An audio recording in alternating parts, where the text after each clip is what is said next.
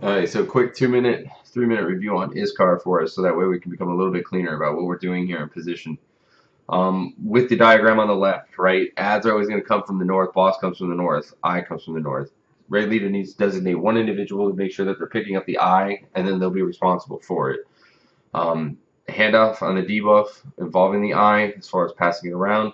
Use backslash assist Iskar to bring up your add-on. If you don't have the add-on, that's what it's called. It's a Iskar assist.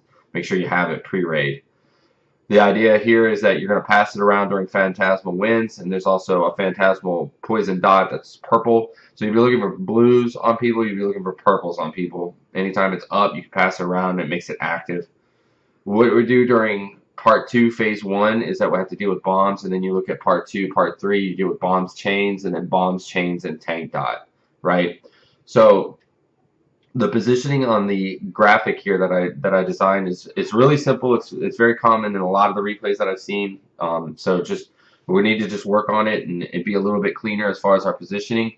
What we do is we take the boss to red as far as pickup.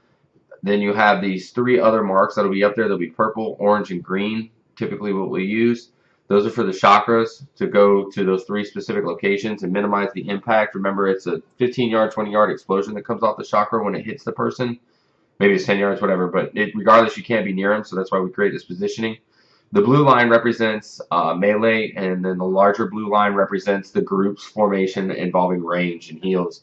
And the idea there is that way you can always take the fires to the outside, and then you can always take the chakras to a specific spot until we deal with those mechanics properly and then bring them back. Make sure that tanks are rotating properly. What we did was we designated one tank to be responsible for the boss continuously so that the chakra always went to them. The other tank just taunts off, and then the chakra goes through, and then the other tank comes back and taunts. Now, you need to have specific taunting rotations for part two and part three. So what we did was we set up that it was just easier to go chase the ads, to just run at them as they come out and then grab them, get the interrupt, and do all those steps that are necessary. And in all reality, on normal, it can be done by pretty much by one person, like one person who has the eye, for example, be it a healer that has a direct interrupt or a tank or a range. We found using a range at first was effective, and then in all reality, though, anybody that has an interrupt can do it to stop the chain from occurring. Now, the chain is a ramped up damage, so it's not that big a deal. Bombs are simple. If you get the mark, you run out no matter what, and if it gets cleansed, then you come back in. And yeah, you might lose a second or two of your DPS, maybe 5 seconds if it's not handled well because of the stress of the moment, but that's what we're looking for. And then on the third one is bombs, chains, and the tank dot. What we found that was most effective was really just dealing with the tank dot as soon as it came up, throwing it on the tank, and then the tank being responsible for getting it. So the tank dot, we had one designated tank pick up the Raven, and then for the chain, we had everything else get picked up by the other tank. And then the tank with the Raven would taunt off, for example, some of the lesser beings, so that way not as much damage is being scaled into the tank that has the 6 targets that are present. What we want to do during part three, phase two, is we want to take out the Raven and then immediately rotate to eliminating the bombs, and then just deal with the chain for the last bit of it.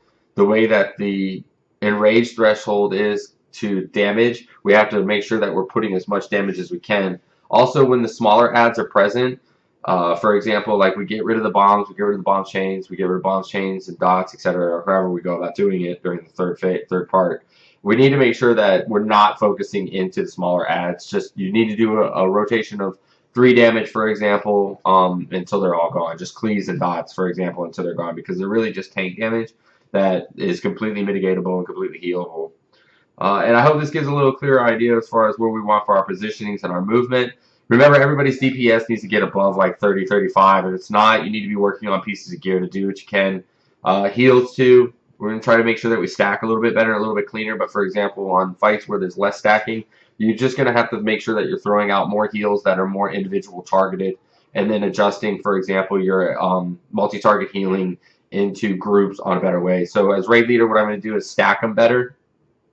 So that way, like group 1, for example, will be all melee with both the tanks, and you can always heal the tank, for example, and you'll hit multiple melee in that sense, because that's where they'll be. And then just adjust a healer into each range group, so that way we can kind of be in that sense. That the range that'll be in that group, what you need to do is be looking for, like, if Cortani's in your group and there's 3 range in that group, you need to be near Cortani. So that way it's just easier for them to be able to heal into you and to be able to bring our numbers up overall. Thank you.